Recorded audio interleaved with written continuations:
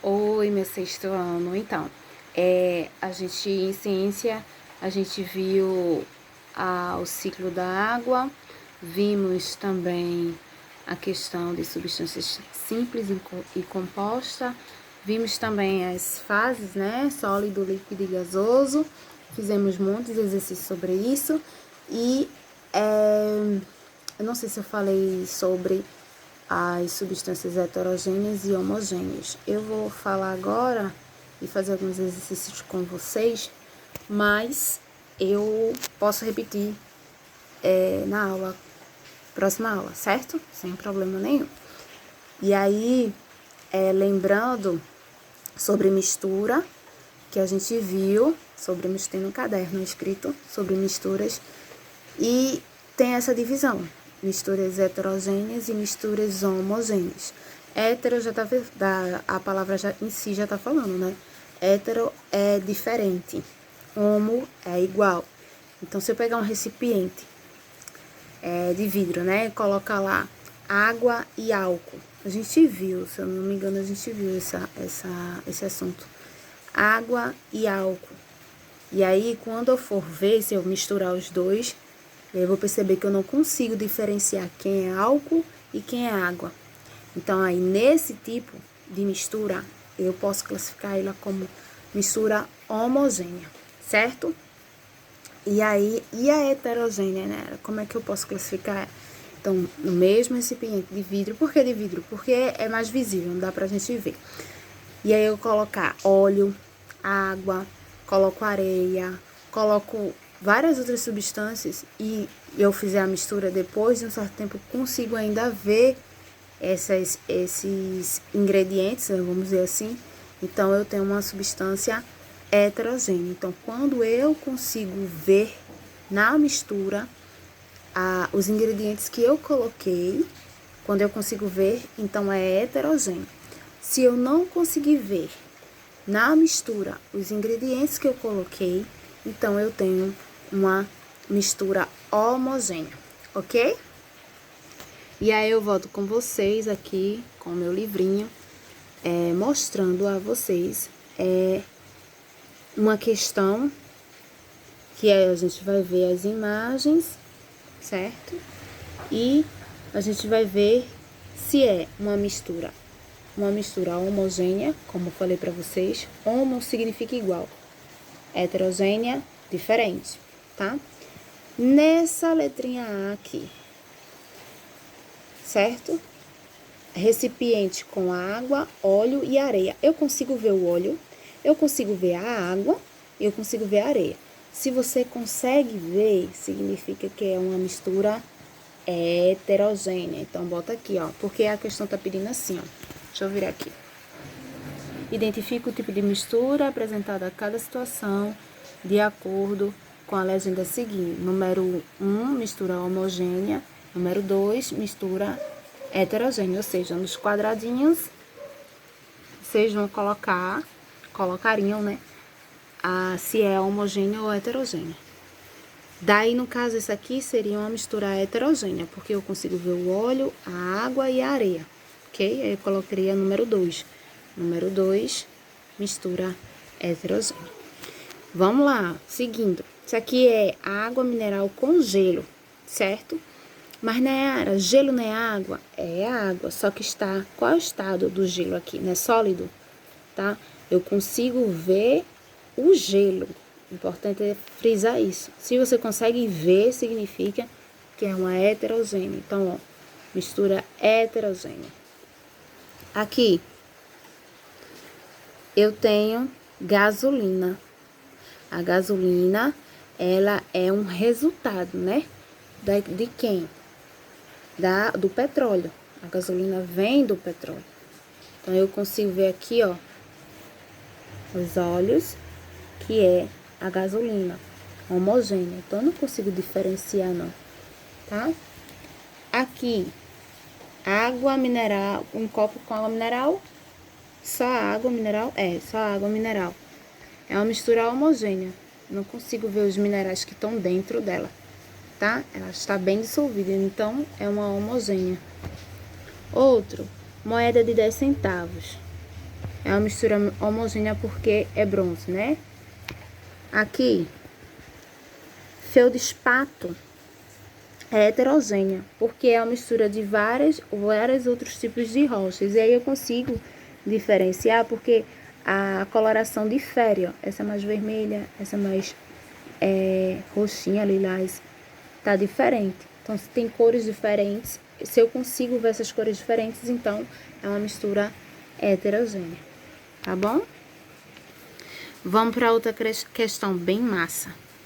Vê, a solubilidade de uma substância é influenciada pela pressão e pela temperatura, tá? Ao preparar um suco em pó, podemos considerar que a água é o quê? Eu pego o tangue, coloco no copo e depois eu tenho que pegar a água para dissolver, né? No caso, o soluto, que seria o suco em pó, tá? E a água seria o solvente. A água é o solvente universal. Então, o suco em pó é o soluto e a água é o solvente, tá? Aqui embaixo, uma substância possui as mesmas propriedades em todos o seu volume, não é possível identificar. Quando vem assim, ó, não é possível identificar suas substâncias, se eu não consigo ver, aqui, ó, não consigo ver, mas aqui eu consigo ver os ingredientes que eu coloquei. Aqui é uma heterogênea, e aqui é uma homogênea, tá? Então, homogênea. Não consigo ver a olho nu. Mas, quando eu consigo ver uma heterogênea? Quando a quantidade de soluto ultrapassa o limite máximo que o solvente é capaz de dissolver, a solução é considerada como saturada, tá? Aqui, gente, é um temazinho bem importante, que seria, né, lá na sala, transformações químicas e transformações físicas. Qual a diferença dessas duas? A palavra em si já está falando transformação, ou seja, algo vai ser transformado quimicamente e fisicamente, tá? Aí você observa aqui a e observa a B, fogo, né? Uma fogueira. Então, eu tenho aqui cubos de gelo se derretendo e eu tenho uma fogueira, tá? E aí, qual a diferença entre as duas? Uma, que é a transformação física, ela não vai ocorrer alteração na sua estrutura, tá? Não ocorre alteração na sua estrutura, não muda de cor, de odor, de odor, que é o cheiro, né? Não muda também de textura. Então, é uma transformação física. Se eu arrancar um papel lá do meu caderno, e aí eu amassar com a mão, é uma transformação física, porque mesmo amassado ele vai ser papel, tá? Ele continua sendo papel. Já quando eu tenho uma transformação química, vai mudar, tá? Muda, altera, tem alteração, forma novas substâncias, tá? Então, a diferença entre transformação física e química é essa. Física não altera nada ao material, certo? Como o exemplo eu falei para vocês do papel. Já na alteração química, né, transformação química, já está dizendo, muda a cor, muda o odor, vai ter uma nova substância, tá bom? E aí, para fechar o nosso vidinho de hoje, a gente tem que responder questão, claro, para poder absorver. Aí tem um vidro quebrado, né, um copo quebrado, né, de vidro. Temos aqui um bolo assando no forno, temos uma máquina enferrujada e temos uma água evaporando na panela. Óbvio que ele vai perguntar se todos aqui são o quê? Transformação química ou física. Vai me dizer. Então, quebrou um copo lá na tua casa. Tua mãe reclamou contigo. Aí você vai dizer, mas eu aprendi lá em ciência que é uma transformação química ou física. É física. O copo quebrado deixou de ser um copo bonitinho da mãe, mas ele continua sendo de vidro ainda, certo? Então, se não mudou o material, então é físico. Mas se muda a cor, o odor, a estrutura, é uma nova substância, então é químico. Vamos lá, aqui.